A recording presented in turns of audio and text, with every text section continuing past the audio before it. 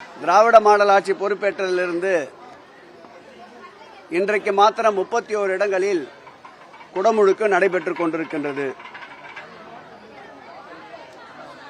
நெல்லையில் உள்ள பிரசித்தி பெற்ற கோயிலான பாபநாசத்தில் இருக்கின்ற பாபநாசம் திருக்கோயிலிலும், அதேபோல்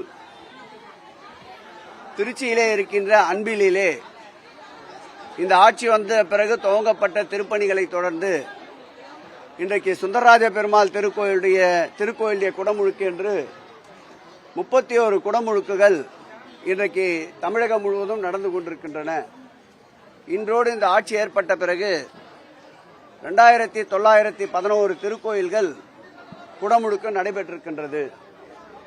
வருகின்ற மே ஜூன் மாதத்திற்குள்ளாக 3000 குடமுழுக்குகளை நிச்சயம் துறையினுடைய செயல்பாடுகளால், துறையினுடைய அதிவேக பணியால் 3000 குடமுழுக்குகளை திராவிட மாடல் ஆட்சியின் நாயகன் மாண்புமிகு தமிழக முதல்வர் அவருடைய வழிகாட்டுதல்படி குடமுழுக்கில் ஒரு பொற்காலம் படைத்த ஆட்சி இந்த ஆட்சி என்பது நிரூபணம் ஆகின்ற வகையில் இந்த குடமுழுக்கு பணிகள் விரைந்து நடைபெற்றுக் கொண்டிருக்கின்றன. நிலமீட்பு என்று எடுத்துக்கொண்டால் 7546.33 ஏக்கர் இதுவரையில் நிலங்கள் மீட்கப்பட்டிருக்கின்றன. அந்த மீட்கப்பட்ட நிலங்களுடைய மதிப்பு 7665.51 கோடி ரூபாய் அளவிற்கு நிலங்களை மீட்டிருக்கின்றோம். இந்த ஆட்சி ஏற்பட்ட பிறகு திருக்கோயிலுடைய வல்லுநர் குழு SLC எனப்படுகின்ற அந்த உயர்மட்ட குழு அளித்திருக்கின்ற திருக்கோயிலுடைய திருப்பணிக்கு அனுமதி மாத்திரம் 11,608 திருக்கோயில்களுக்கு இதுவரையில் அனுமதி வழங்கப்பட்டிருக்கின்றன. நிர்வாக அனுமதி வழங்கப்பட்ட மொத்த திருக்கோயில்களுடைய எண்ணிக்கை 5,917.17 கோடி ரூபாய் அளவிற்கு 25,150 திருப்பணிகள் இதுவரையில் அனுமதி வழங்கப்பட்டிருக்கின்றன.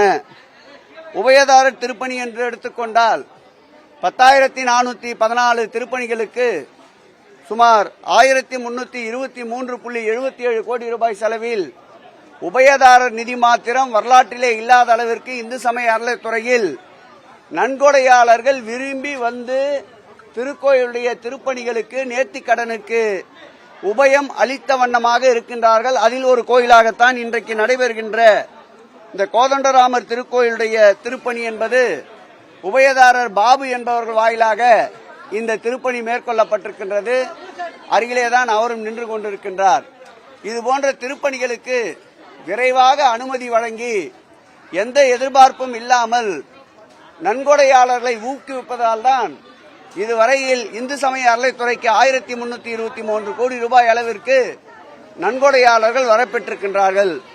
உதாரணத்திற்கு சொல்ல வேண்டும் என்றால், இந்த ஆட்சி ஏற்பட்ட பிறகு பெருமாள் கோயில்களில் மாத்திரம் 459 திருக்கோயில்களுக்கு குடமுழுக்கு நடைபெற்றிருக்கின்றது. அதேபோல் ஆஞ்சநேயர் கோயில்களுக்கு 42 திருக்கோயில்களுக்கு இதுவரையில் குடமுழுக்கு நடைபெற்றிருக்கின்றது. கிருஷ்ணர் கோயில்களுக்கு 41 திருக்கோயில்களுக்கு இதுவரையில் குடமுழுக்கு நடைபெற்றிருக்கின்றது. ஒரு ராமருக்கே கொண்டாட்டம் போடுகின்ற காலங்களில் 28 ராமர் கோயில்களுக்கு இதுவரையில் குடமுழுக்கு நடந்திருக்கின்றது. வைணவ திருக்கோயில் என்று எடுத்துக்கொண்டால் 570 திருக்கோயில்களுக்கு திராவிட மாடல் ஆட்சி ஏற்பட்ட பிறகு குடமுழுக்கு நடைபெற்றிருக்கின்றது. இதுபோல் இந்த திருப்பணிகள் இந்த ஆட்சியிலே முழுவீச்சில் ஆட்சியினுடைய ஆணையாளர் அன்பிற்கினிய ஸ்ரீதர் அவர்களும், இந்த துறையினுடைய செயலாளர் அன்பிற்கினிய மணிவாசகம் அவர்களும், துறையினுடைய கூடுதல் ஆணையாளர் அன்பிற்கினிய பழனி அவர்களும், மற்ற திருக்கோயிலை சார்ந்த அனைத்து பணியாளர்களும் அர்ப்பணிப்பு மனதோடு இந்த பணிகள் மேற்கொள்வதால் தான் இவ்வளவு வரலாற்று சாதனைகளை இந்து சமய அறநிலையத்துறை பதிக்கின்ற ஒரு நல்ல சூழல் நிறைவேறியிருக்கின்றது. இந்த பணி தொடரும். செய்திகளை உடனுக்குடனும் துல்லியமாகவும் தெரிந்து கொள்ள சப்ஸ்கிரைப் பண்ணுங்க.